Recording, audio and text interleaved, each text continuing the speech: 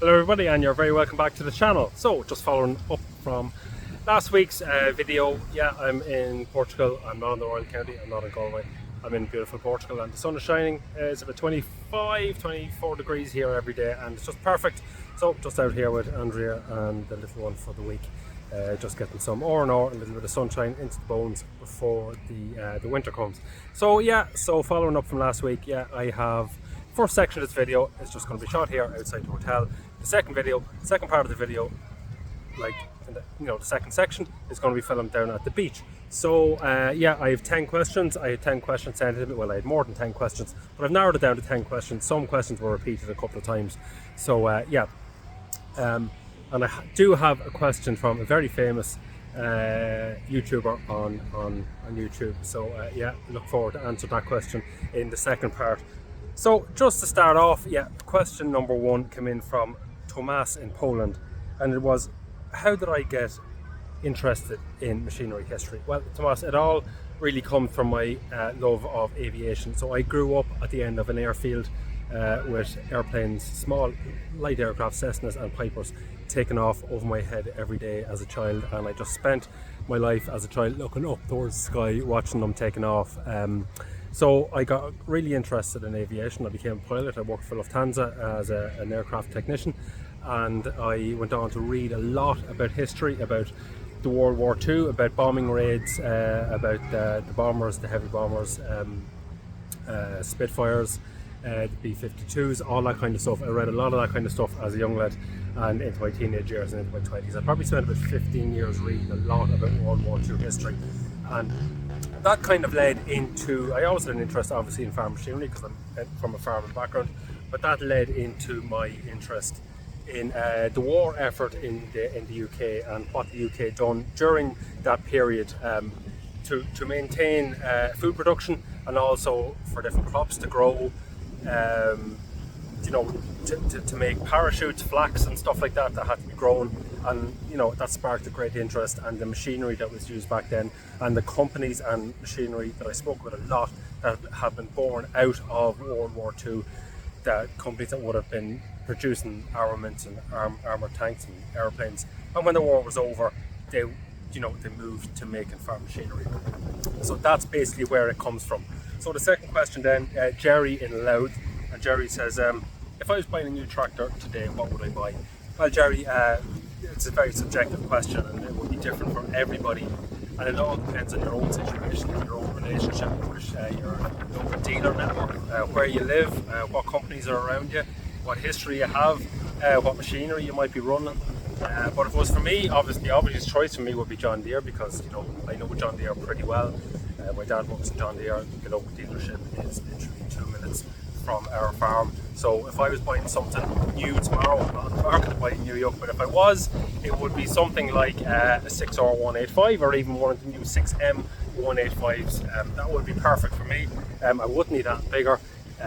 It would suit my needs perfectly for anything that I would do or anything we would do on the farm. So next, Shane and Oz wants to know, how long do I spend prepping my videos? Well, that depends on who you talk to, Shane. If you talk to my wife, she'd say about 20 hours. If you talk to me, it's maybe 6 or 7. But it all depends. Some videos obviously take a hell of a lot longer than others. Ones that I have to deep dive into the research. So you'd be looking at between 6 and 12 hours for most videos. Some videos would go over that. So when you take the research in, you take the script writing into that, the cross-checking the information, and then obviously the editing, the videoing, and then editing the B-roll, pictures, getting pictures and stuff onto the B-roll for the making of thumbnails. Then so there would be at least 6 hours in every video, and some videos 12 hours and more. So quite a lot of time for sometimes very little views, sometimes you get really good views, and it seems to me the videos that I put the least amount of effort into always get most views for some particular reason. I don't know, it is quite frustrating, but anyway, that is it. I do put quite a lot of time, between 6 and 12 hours generally for most videos. So the next question from Dave in Lincolnshire. My most favourite tractor that I ever worked. Well, I spoke about this before, and my most favourite tractor I ever done, it would be a kind of a toss-up between two machines, but the John Deere 8410 would stand out for me as being the best machine that I've ever drove, and it is a quite famous tractor on YouTube. It belongs to a very famous YouTube farm from County Meath that are on YouTube. So I drove that tractor for probably 5 or 6 years. I probably put up about 5,000 hours on it, and I probably ploughed someplace between 5 and 10,000. Between 5 and 7,000 acres with it in my time driving it. Fantastic machine, bulletproof, comfortable, big, torquey, plenty of horsepower, plenty of traction. Just a really, really comfortable and reliable place to work.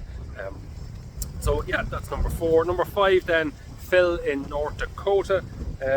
What do you think of the current situation with John Deere?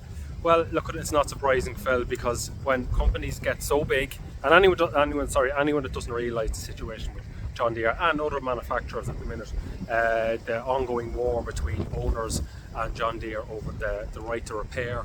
There's several court cases going on at the minute, and the right to get in and actually do work on your own machines, to access the software, to access the control units and stuff like that. They are pretty much locked out. Everything's pretty much locked out. And the other situation that they are closing down factories in the US, they're moving to Mexico and other parts of the world, basically for cheaper labour. But when you look at it and look at the people who actually are the majority shareholders in the likes of John Deere, and it's not just John Deere, Agco are the exact same. When you look at BlackRock and Vanguard, they will be the 2 major shareholders in John Deere and in Agco, and the only thing that they care about is the bottom line and the profit margin for their shareholders at the end of the day. And they really don't give a shit about the lad that puts his bum onto the seat of the machine, and whether it's broke down for a week and he's waiting parts and waiting for a technician from the local dealership to come out to fix it or whatever. All they care about is their bottom line and nothing else, basically. The guys in the factory, the engineers and the middle management, they're doing their best to make the best product that they can, get it out to the customer and have it as reliable as possible. But the guys at the top are the ones that pull the strings, and they're the ones that make the decisions. And it is unfortunate that it is the small guys, the smaller farms, the smaller operators are the ones that are suffering out of it. And when you see the price that machinery is going, the way it's heading, it's absolutely bonkers. So it's hard to know where it's going to end. But as I said, when you have the likes of BlackRock and Vanguard as majority shareholders, and the likes of these big companies, they will pull the strings, and they do not care who they trample on. And it's very, very unfortunate. So that's it. What do I think about it? I'm not surprised, and nothing's going to change. So that's it. That's the first 5 questions over and done with. The next 5 will be at the end of this video. And as I said, I do have a question from a very famous YouTuber, and pretty much everyone that watches this video will be familiar with. And I have a little bit of a ramble in between for about 15 minutes about a topic that is kind of weighing on my mind a little bit, that I want people's opinions on. So that's it for now. That's it from Portugal. I'm going to sign over to the beach at the minute. I'm heading that way now, so I will have it. I'll have it from the beach now in a couple of minutes. So okay, I'll talk to everyone soon. That's the first 5 questions. The other little thing I wanted to talk about was something that it kind of has been on my mind over the last couple of months, when I see the way agriculture is going and the way technology has progressed at such a rapid pace. We're now looking at autonomous tractors. There have been trial AgXeed are trying their autonomous tractors in the UK at the minute and further afield, and to me they're doing really well. It's early days with them, I know, but reading a lot of the comments, people who are stuck in the Stone Age, stuck in the Dark Ages, say, it'll take the skill out of drivers, this will never work, what if this happens, what if that happens, and a lot of them are valid questions, but these are the type of people that said, not the same people obviously, but the type of people that said, when the tractor come out, that's going to do away with a tractor is going to do away with 10 or 20 jobs. And there was, back in the in the early days of the tractor, there was a lot of push from some of the labour unions that didn't want tractors coming onto farms to take up jobs of manual labour. And but obviously technology, the one thing you're going to be sure of in life is change, and everything will change, and change for different reasons.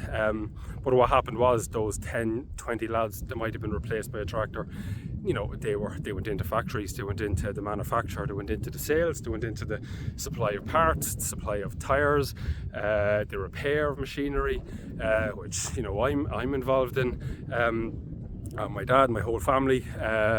So things move, and the one thing that will always happen is agriculture or any industry, things will change, things will move on, things will progress, and obviously get more complicated. Now, anyone that watches this video, my videos regularly, will know that I'm not a huge lover of a huge amount of modern technology in machinery. Not for the small operator anyway, for the likes of the most operators around Ireland.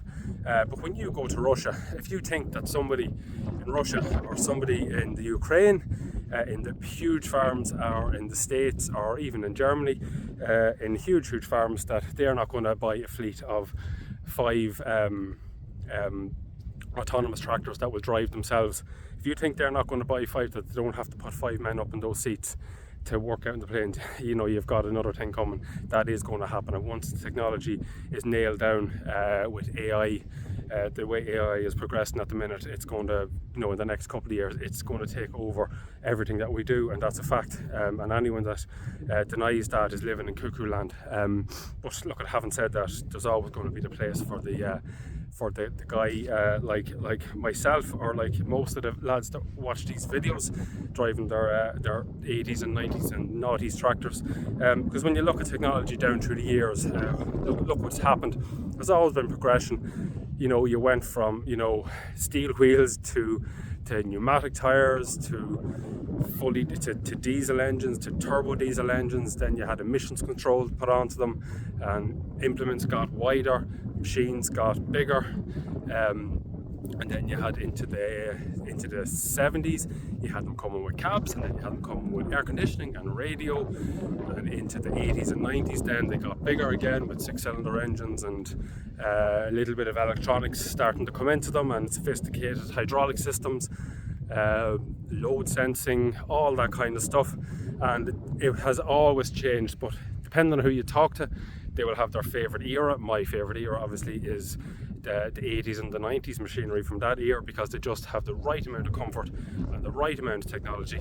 So if I was going out to buy something tomorrow to work a small farm or something like that, I wouldn't have any need to buy a bigger tractor. But obviously there are multiples of people out there that do. But technology will move on. And having said that, when you see the way things have gone with GPS these days, it's every large farm is GPS. They're running controlled traffic farming, or they're running machine sync even on a lot of the bigger farms, where the combine and the tractor kind of speak to each other, and it'll run in the track beside it. The combine will take over the tractor and it'll put it in the field where it wants it, for the things like unloading and stuff like that. So technology is always, but you will always get people, and it drives me bonkers when you look on Facebook pages and even LinkedIn pages, and where you see somebody ploughing or somebody sowing with GPS and doing a fantastic job, beautiful job, doing great work, stress-free, and then you get these idiots in the comment that say, oh, they're not real drivers. Real drivers were back in the 80s when they could do it all by eye, and yeah, you could drive in a straight line by eye, but you couldn't, variable rate spread fertilizer by eye, or spray a field with weeds by eye. You couldn't do those things. But modern technology has made it so much more easier, so much more efficient, cost effective, and obviously there's grants out there to implement all this kind of stuff to make it easier on farmers.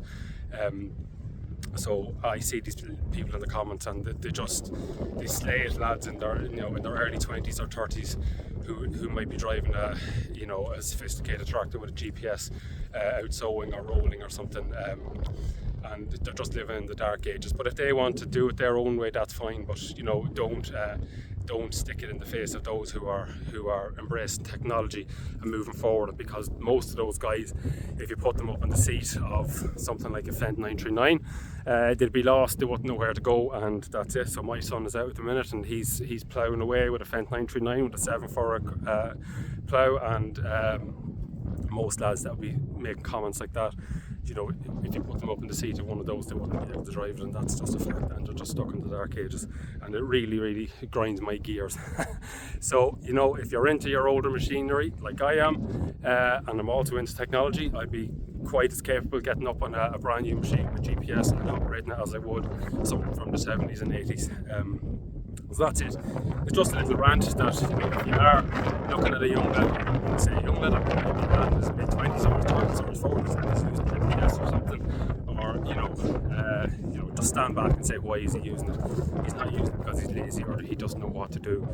He's using it because it's more efficient and because it saves money and it saves time, and if it starts to get dark, if it starts to get foggy, it's so much easier to avoid misses and stuff like that, and you use less seed and less fertilizer depending on what you're doing, and you save money and it's better for the environment, and it's as simple as that. So that's really the rant that I have. I hope I haven't offended anybody by my comments, but you know, just maybe have a little think to yourself, you know, if you do see something like that, you know, maybe I should just let them do what they're doing and be happy for them, because technology is going to take over, AI is going to take over, and in 10 or 15 years time there are going to be tractors everywhere with nobody sitting on the seat of them, and that is a fact. So we'll move on from that. That's my little rant over. I'm getting a little bit hot here now at the minute, so it's 24 or 5 degrees. So the last set of questions I have, let me see if I can get them in my pocket here now. Pardon me. Okay, so the last set of questions, the first question I have comes in from Cahill, aka the Flying Fergie and Cahill asked me, what is the best Massey Ferguson ever made? Well, I had to sit back and think about this one because I'm no expert on Massey Ferguson, so I obviously, my first thoughts was the 100 series, the 300 series, something in the 100 or 300 series. So I says I wouldn't be qualified enough to answer that question for the Flying Fergie man. So I put it to a group that I'm in on Facebook. So Massey Ferguson Worldwide Group, anyone that's on Facebook, it's a fantastic group. So I asked a question there, what do people think is the best Massey Ferguson ever made? And there was a lot of comments, a lot of people, and thanks to anyone who did comment that's watching this video. So there was a resounding winner. I'd say 75% of people said this machine. A lot of people said the 6200 series. It's like a 6290, great all-round tractor, modern, comfortable, not too modern, and full of comfort, plenty of power for the small man, and a very reliable and highly sought after machine. But it got a few votes, but it didn't get enough to win. The second place then, I would say, was the 300 series, so a 390T, the 390T I'd say was probably in second place.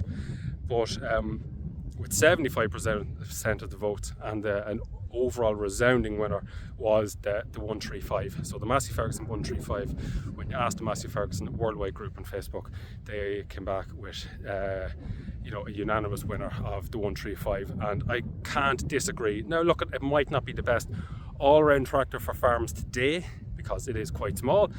I don't know what they are, 40 horsepower or something, 30 something or 40 horsepower, but ultra reliable, sold hundreds and thousands of them, holding their value, going up in value, highly sought after, very capable little machine for the size of them. They'd be very capable with a 3/4 plough even, doing a lot of work like that, and they have done a mountain of work across the world. So that is, and the answer to your question, Cahill, is the 135. So Dave in Galway then, where did I study mechanics? So I studied all my mechanics in Bolton Street in Dublin. So Bolton Street DIT in Dublin. I spent 4 years up there. So I got my National Craft Certificate and Technician's Diploma in Automotive Engineering and Electronics. So Bolton Street in DIT, and I finished there in 1999. Big shout out to all the lecturers that are still there. So Philip in Westmead, now this is not Farmer Phil, this is Philip in Westmead.